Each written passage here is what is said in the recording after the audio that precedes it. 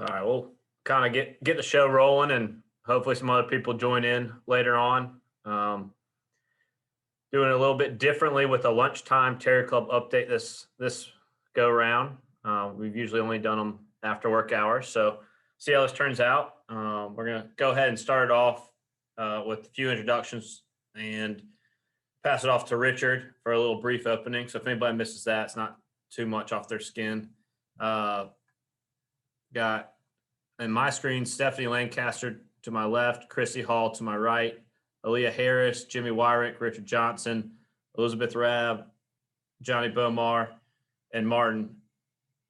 And everybody here is involved with athletics. Even if Martin says he isn't, Richard gets them down in our office pretty often. So he's an impromptu athletics member. But just want to say thanks to everybody for joining on. And I'm going to throw it over to Richard to kind of give a little update on this past year and moving forward.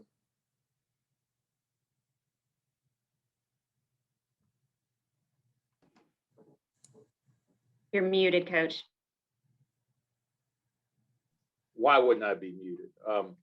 But I do want to say I'll do something different, and I'll be nice to Martin today. But we appreciate IT and the support that they give us. We have unbelievable needs here with the technology for our coaches, and they've been very responsive when we have issues. So we've got a great group here with us today. Some of our student athletes and some coaches who have done really good things during a very unusual year. So I'll give you a start with just a quick wrap up, and then we'll move forward.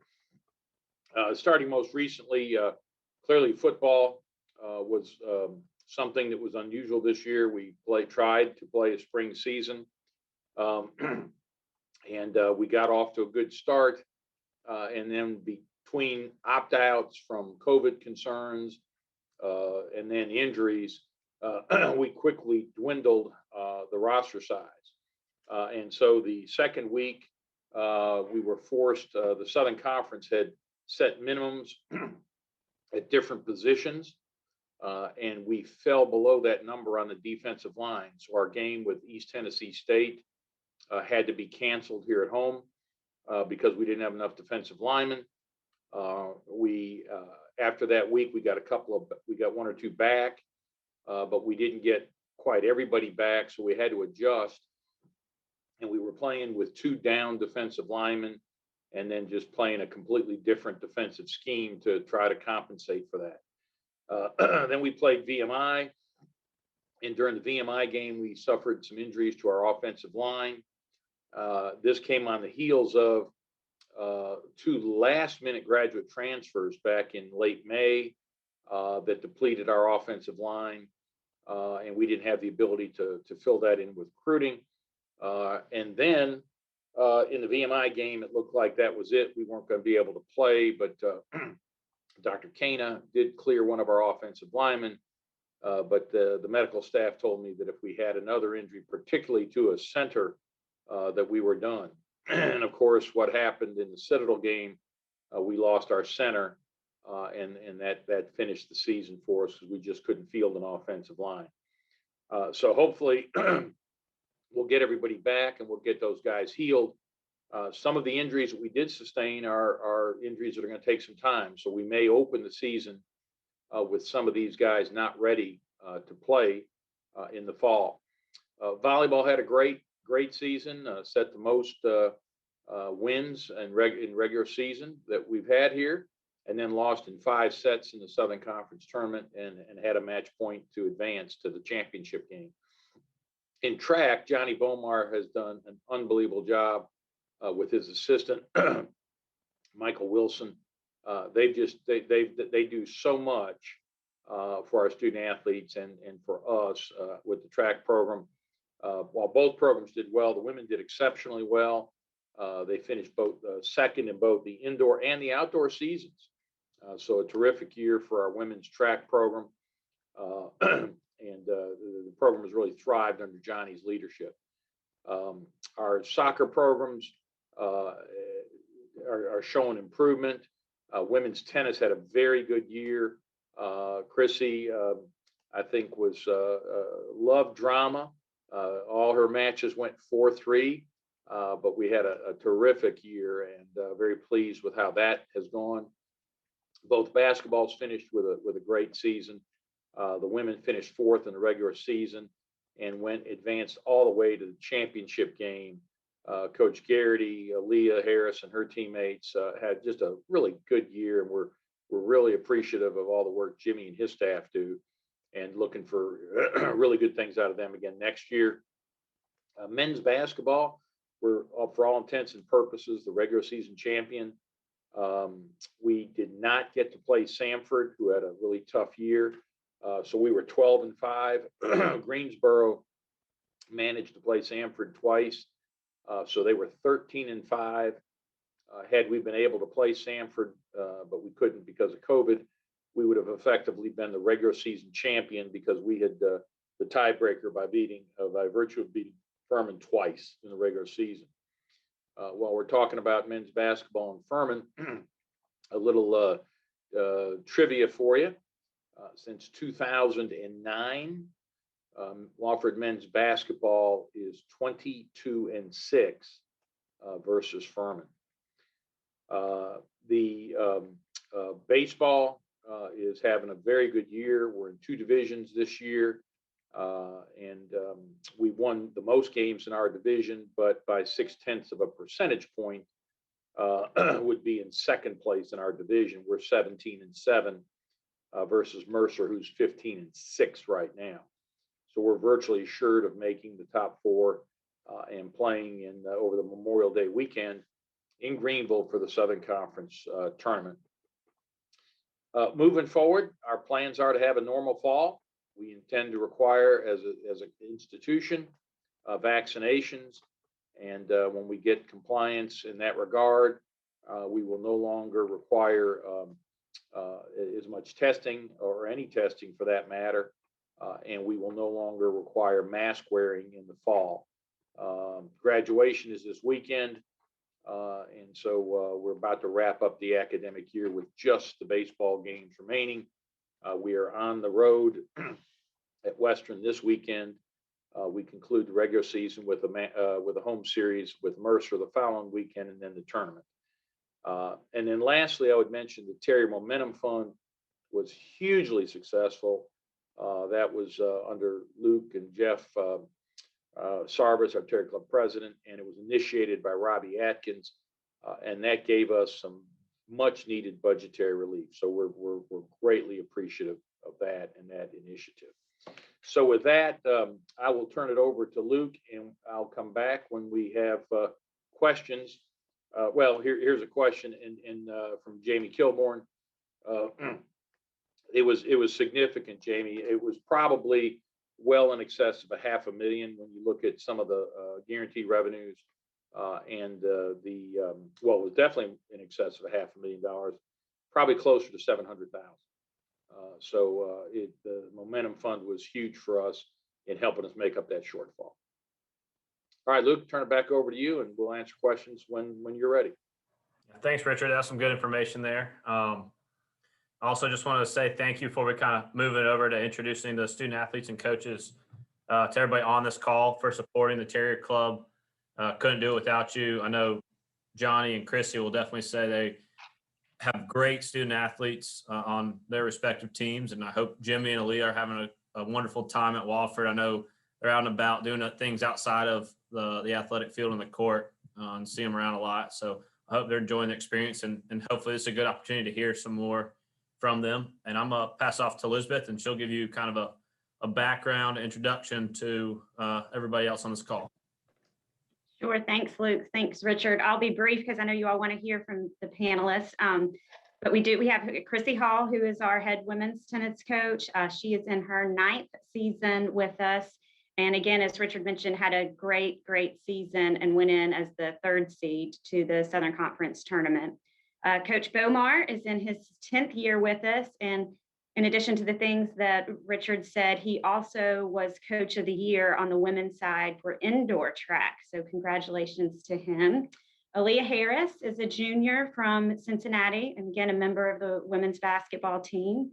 And Jimmy Werick is a member of the football team, also from Ohio, and is a business economics major. So Luke, I'll throw it back to you to get us rolling. Cool. I guess to start, I was going to try to hear from Alea and Jimmy about the craziness of the last 14 or so months and the different things that have gone on, and just being a student athlete during this time. And they've all handled it really well, not just Jimmy and Alea, but their teammates. So if y'all want to just talk a little bit about everything, that'd be great. I can start us off. Please excuse me. Like I was telling the rest of the people on the panel earlier, I've kind of lost my voice just from allergies. But this year has definitely been different. Not being able to be at Wofford during the summer was very weird, and having to find ways to work out at home to prepare for the season and make sure that my body was prepared and just that I wasn't losing any type of skill was very difficult. I spent a lot of time playing basketball outside, which I haven't really done since I was a kid. So I would like drive to my old high school and play outside because I wasn't allowed in the actual gym. And then once we got to Wofford, just the constant COVID testing and like never knowing what it was going to feel like when you were going to get tested, whether it was going to be like an easy test or if you were going to feel like someone was literally poking you in the brain. It was just always, you never knew what you were going to get. We also had like an extended preseason, and we weren't able to start playing games before Thanksgiving like normal. It was also weird. We didn't get to have Thanksgiving off, which is something that we normally do. And we were also a little bit worried that we weren't going to be able to get Christmas off just because we didn't know what like the COVID protocols were going to look like. So it was just definitely weird. Bus trips were odd because we had to kind of move around and change how we would like eat on the bus and how we traveled, and just being really cognizant of what we were doing and also the people around us. But luckily our team, and I still have to knock on wood on this, we didn't have any positives amongst players. Our only positives came on our coaching staff. So I think that was just like a credit to us and what we were doing. And just really making it a priority, making our season a priority, and like prioritizing each other. So I think that was kind of like the weirdest part. And of course, playing with masks, like getting used to not really being able to breathe in practice.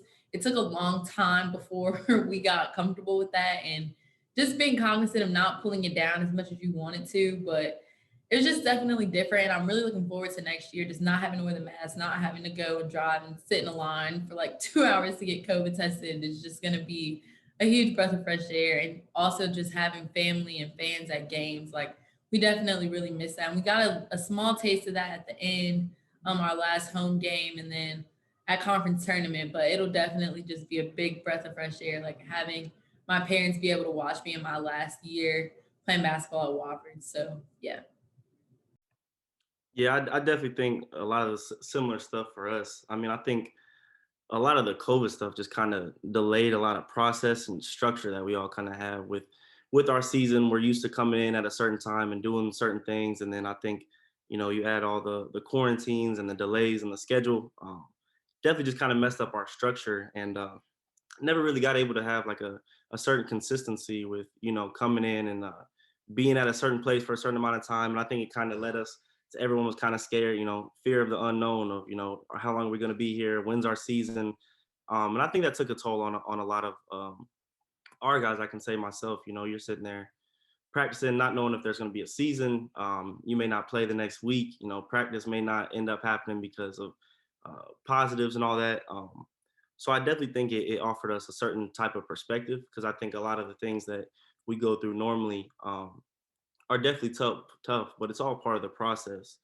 But in a perspective aspect, I definitely think that a lot of things we take for granted, we were able to appreciate more and enjoy the actual process without all the extra guidelines. But I definitely think we're moving towards, light at the end of the tunnel, and looking forward to, like Mr. Johnson said, a more normal fall and season, and even for everyone else with their seasons, hopefully more normalcy. Thanks. Appreciate those answers, Alea and Jimmy.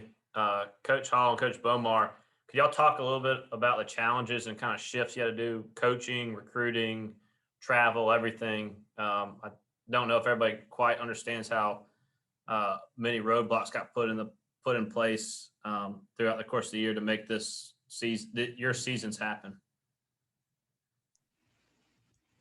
I can go ahead and get started. No, it is definitely a season unlike any other. Definitely, every time we would get tested and my phone would start to get the text of all the test results, my heart would drop a little bit. Just wondering, are we going to be able to play this weekend? Are we not going to be able to play this weekend? Obviously, I also think from that standpoint that really actually helped our team. I think we were fully present in every practice and every match because we just didn't know if it was going to be the last one or not.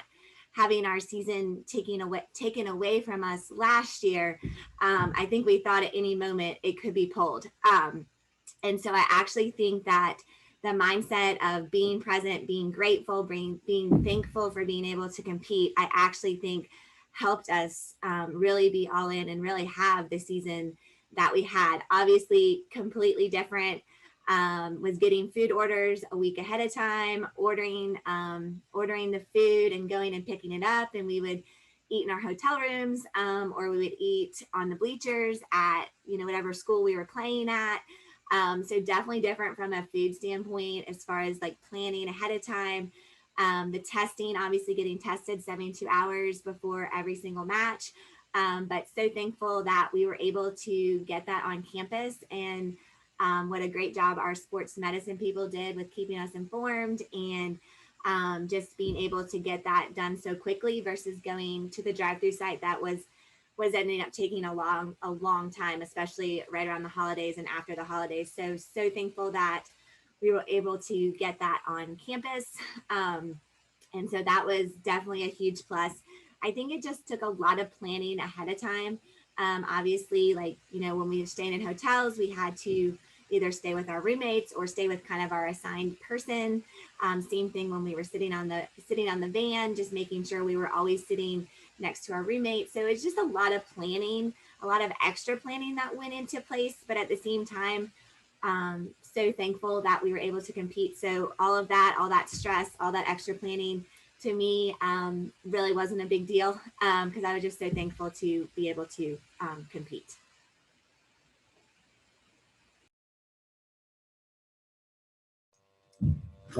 I have to piggyback on with Krissy. It was extremely challenging this semester, this whole year, with COVID protocols and constantly getting tested and tested weekly. That is a big ordeal. So I'm happy that we finally got to be able to do that on campus and make it a lot faster. From a recruiting standpoint, of course, we haven't been able to recruit at all in person. So we can't meet recruits, and I think that has been a very challenging and trying thing because you're trying to recruit for this upcoming season, and a lot of the student athletes we have not laid eyes on. So we have to look at video, and I can look at times, but some of these kids I have not seen in person ever, until they send me a picture. So that part is a little scary. You're buying something sight unseen, so it's like, whew. But pretty pleased with our class so far, and just other things we have to deal with on a daily basis. And I think the Wofford community really responded well during this pandemic. At least I know our teams all have, I think. And all of the student athletes took responsibilities to keep themselves safe and keep their teammates safe, because losing our season last year, everyone wanted to play this year. So they took the right approach to every practice, every competition, and we'd wear masks, and it was uncomfortable, but everybody rather play than be at home with their parents for another summer. So everybody did what they were supposed to do, and I'm extremely proud of just the Wofford community and how we handled it, and our great training staff. And yeah, we're just excited to get back to normal, some sort of normal next year, and hopefully we can compete and have fans and just be here for the Terriers. Let me just interject too, to piggyback on what Johnny said about our sports medicine, our trainers. Our partnership with Spartanburg Regional has been, it's always been terrific. It was never more to the forefront than it was this year, because not only Jamie's question, how much did we lose in revenue, but also how much we would have spent in additional revenue for testing. In the fall, part of the problem about fall competitions at that time, the testing protocols, could you get the test, the cost of the testing. And our initial estimates were ranged from between $500,000 and $750,000 just in additional testing. And then when you throw on top of that the loss of revenue, you're looking at easily, possibly $1.5 million swing. So the fact that we had a partner, Spartanburg Regional, that they were able to provide the testing free with some of the CARES Act money, and then when it got really bad in January and the waits in line to be tested at the site were so long, they were able to bring that testing to the campus for our student athletes. So it's been a tremendous partnership, and never more important than it was this year. And now we're at a point where we won't have to do that hopefully next year, and we'll be back to normal. So those are the things behind the scenes that your partners help you with, and Regional certainly stepped up and helped us in that regard.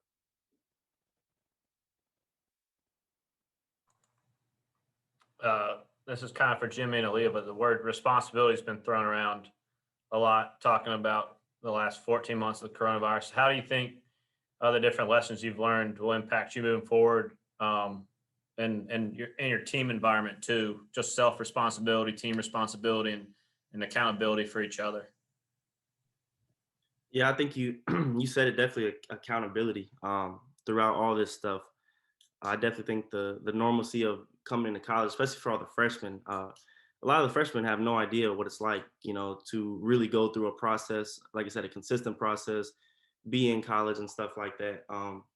In terms of responsibility, it definitely took a lot on all the guys, whether it was on the weekends of staying in. There were definitely weekends where you had to, stay away and stay in your little cubicle and stay isolated. So it definitely, I think, took a lot out of everyone, responsibility wise, to sit there and, be selfless in the sense of, I have to stay in and, stay safe for my team. But it definitely just taught, just for us to be more cautious and think outside of yourself, and like I said, be selfless for other people for a bigger purpose.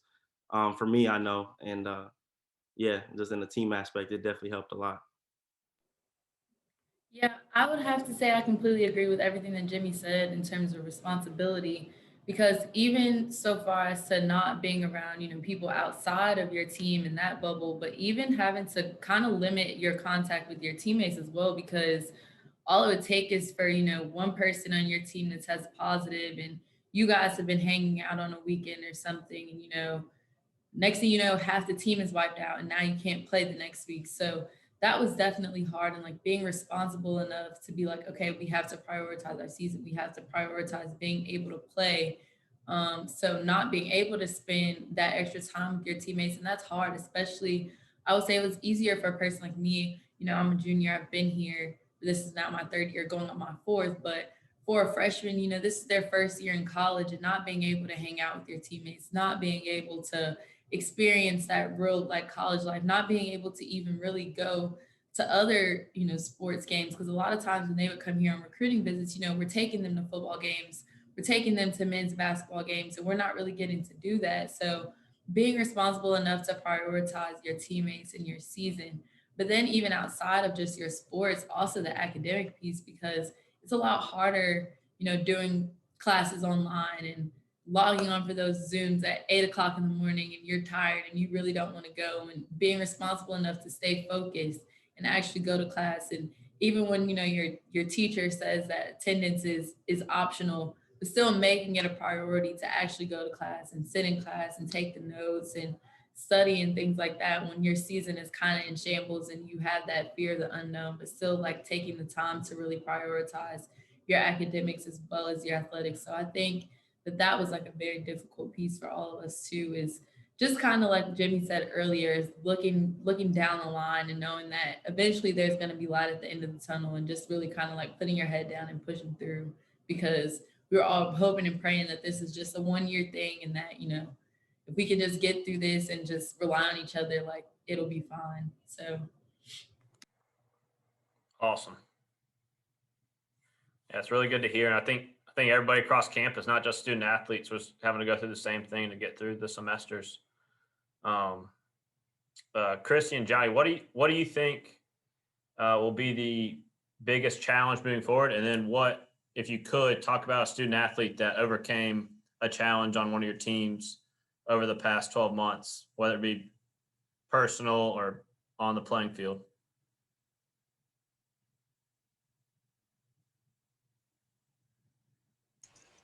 Ladies first, Krissy. Okay. You know, biggest challenge moving forward, you know, I think is to continue to keep the mindset of like playing for the love of the game, playing for the fun, like staying in the present moment, like having the mind, like keeping that mindset. Like, I think sometimes it's easy for the student athletes, especially to kind of, you know, I'm going to go to class, I'm going to go to practice, I'm going to do that consistent routine. But I think to make sure that they're continuing to do it with a purpose day in and day out. And I think the further we get away from, oh, our season was taken away, or, oh, this wasn't a normal season, the further we get away from that, I think it can be a little bit easier to maybe fall back into that trap and not be as grateful for the opportunity and not be as thankful and not really come every day with that purpose of thinking like, this could be my last practice, this could be my last match. And like, although like you don't want to have those feelings, at the same time, I think it does bring out the best in a competitive person. And so I think just keeping that mindset going forward, of just like being so grateful for the opportunity to be at Wofford and to be competing. So I think that like just keeping that mindset, because I really attribute our success this year to that mindset. And so I think just continuing to keep that mindset, and then challenges that a particular person has overcome. You know, I don't know that I'd say a challenge, but I think it's a proud moment. Was that our number 2 player, Lily, who is from Greenville, South Carolina, but she worked extremely hard over the summer at home. And you could see it last year. She played 4 for us, and you know, she won some, she lost some, but this year she came in, she was ready to compete, ready to play. She played number 2 for us. She went undefeated in conference and ended up making first team, where her freshman year, she was not on the all freshman team. Last year, like I said, she played number 4, you know, so I think like she used COVID to really help her get better. Help her get better in her sport, help her get better physically, help her get better mentally. I think she used her time wisely. And so, although that's not a challenge necessarily, it's a proud moment as a coach to see someone who is now a junior make first team. But the big thing was going undefeated in conference play. Like, you don't see players going undefeated in conference play. So I would say a proud moment is that I'm super proud of Lily.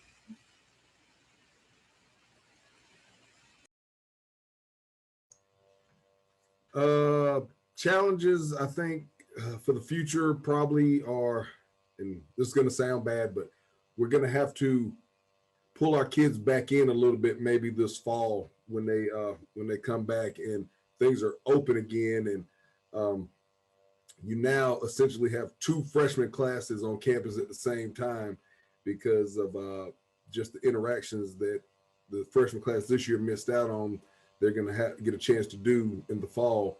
But I think all of the kids here are resilient and tough, and all of our student athletes want to be here, and I think they're committed to winning. So I don't really think that's going to be much of a problem. Throughout this whole pandemic, we've kept most of the same structure that we've always had. Of course, it's been a little different. Masks, you have to wear masks, so we've been doing all that. But most of our practice structure for track and field, because we're outside most of the time, we have kept our same structure. We still keep the same discipline, and the kids know why they're here. So I think that may be the only challenge. One of the big improvements, well, one of the things that happened during COVID, of course, with a team of our size, which we're a little bigger than others, and we have men and women, we've had key athletes go down with COVID exposures and having COVID throughout the season. And a lot of our kids came back from a positive COVID test and still wind up being conference champions or scoring really high and breaking school records. And that just speaks to the kids that they were in quarantine and they still stayed focused. And when they came back, they worked harder to get back to where they were before they went out. And it speaks volumes for them just doing so well at our conference championship and all looking for the same goal. And we're trying to be the best that we can be. And we want to beat all the other teams in the conference just because we have half the numbers and we just like to make people mad. That's good. I guess just to kind of round out the panelist portion of this Zoom call, we'll kick it back to Jimmy and Alea. We're in our, I would assume this is the first interim in springtime at Wofford. It's usually in January, so that's a little different. So I was just going to ask Jimmy and Alea what they're doing for interim, and then also what they're planning to do this summer after that, just because it's a change to our normal academic calendar, and they're upperclassmen, so they've experienced it the other way. And it's always interesting to see what kind of interims are going on out there. So if y'all could talk about that. I'll start. I'm taking Blaxploitation film with Dr. Camille Bethea. She's the head of the foreign language department. So basically we've watched movies that are with predominantly like Black casts or Black filmmakers spanning from the 1970s. So like Shaft and Cleopatra Jones, all the way to Black Panther, which we watched today. That was our final movie. It's been a really cool interim, actually. A lot of the movies, I will say I had already seen, but it was interesting just being able to like watch those movies and then discuss them with classmates and peers and kind of hear their, thoughts about it, or like just looking deeper into the films and like really studying the directors and kind of what they wanted their audience to get out of the movies that they created, and just like learning more about the different challenges that, came about in trying to make certain films. We spend a lot of time on like a lot of the Spike Lee films as well. Interim in April and May is actually really cool. I kind of like it. I really wish we were keeping it.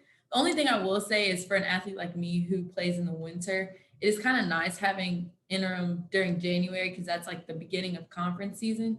So it's nice to have kind of an academic break during that month when you're like in the heat of conference. You can spend a little bit more time in the gym and it's a little bit more relaxing. But I will say I do kind of like having interim now because like in the afternoons, we're in postseason. So our workouts are a little bit earlier. So you can kind of do things. You can go for walks with friends. And especially since like I'm fully vaccinated now, I'm in my 2 weeks. So I think that having it now has been kind of cool, but I know it's not going to stay around. I know that they were talking about moving it back to January. But this summer, I plan on interning at Ogletree and Dinkins in Greenville. I actually got an opportunity. Luke really helped me out in connecting me with them a couple of months ago. So I'll be interning with them in June and July. And the first week of August, I'll be working as a paralegal assistant because I plan on pursuing law school and getting my law degree and working as a lawyer after college, after undergrad. So that's what I'll be doing this summer. And then whatever free time I have left, I'll be here at Wofford in the gym working out probably.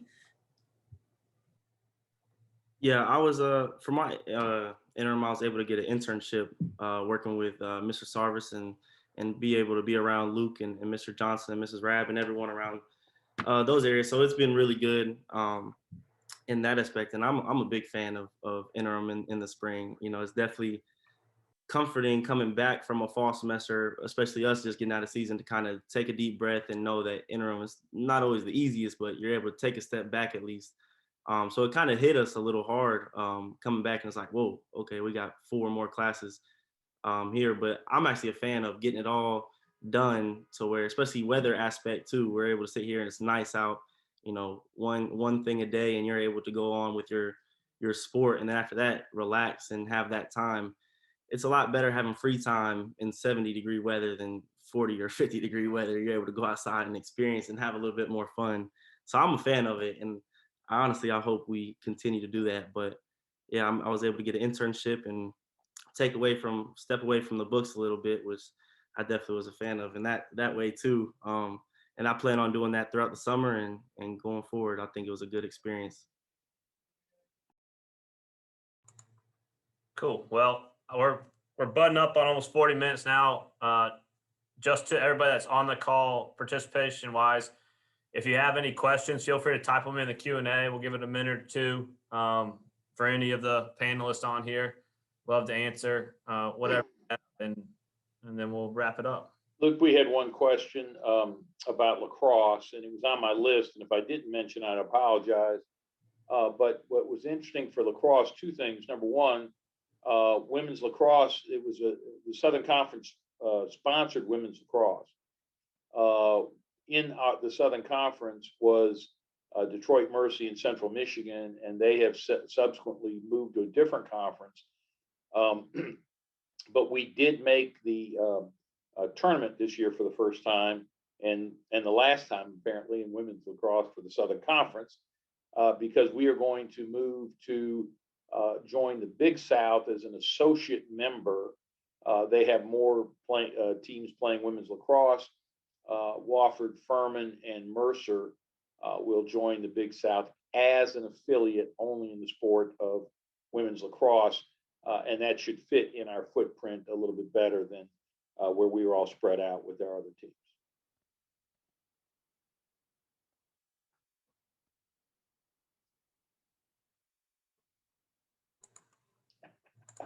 This one's for Jimmy. Please ask Jimmy if Jim Welsh worked as hard during the tournament as he did. His dad would like to know.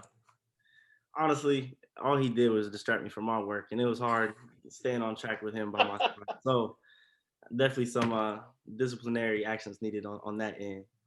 I can vouch. So they put a lot of time and phone call minutes in calling Terrier Club donors and football alums. So they did a good job. Thanks, Jimmy. Let me defend Jim. I would walk by and I would ask them how they're doing and what they're doing, and Jim would be hard at work writing handwritten notes to people and doing a good job, despite what Jimmy says. I think Jimmy, with the offensive line down, Jimmy got hit one time too many this year in the spring. So Jim did do a good job. No, he did. He did. Definitely not a lot of people I feel like it's easy to spend in a room just one-on-one for multiple hours throughout the day. But there was one guy, Jim Welsh, would be at the top of my list. But a good effort to get him in trouble with his father. That's a good job. For sure.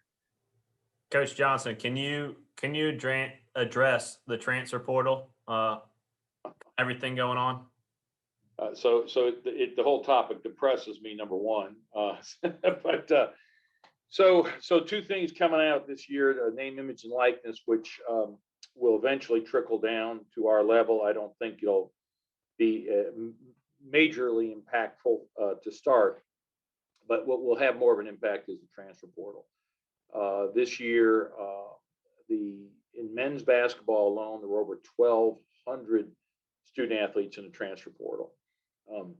This is being done under the auspices of student athlete welfare, and you could make an argument that it was actually in their best interest not to transfer when things get tough, because it sends the wrong message about dealing with adversity, number one, and number two, we do have empirical data that shows that when you transfer, you're less likely to graduate. So it will impact graduation rates, I think. Certainly the federal graduation rate is going to be impacted. And then the NCAA measures academic success by the APR. That's going to be impacted nationwide. And that's how currently the NCAA distributes some academic-based funds. So there's a lot of changes going on.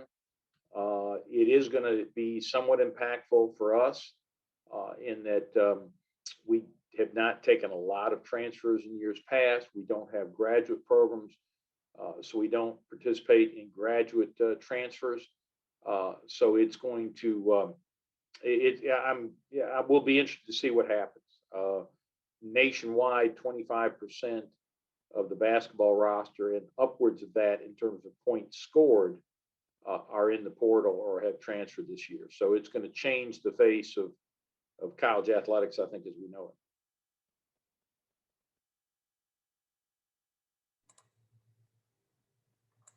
Well, I think that's all the questions that came in. We got this thing done in under 45 minutes, which is good. And I want to say thanks to Krissy and Alea and Jimmy and Johnny for spending some time with us.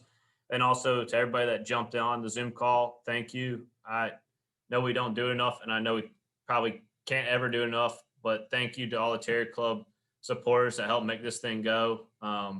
As you can see, we got really, really, really wonderful people here coaching and participating and doing the whole Division I competition thing, but also getting the complete academic and social experience at Wofford. So just want to say we appreciate you for all that. It really means a lot.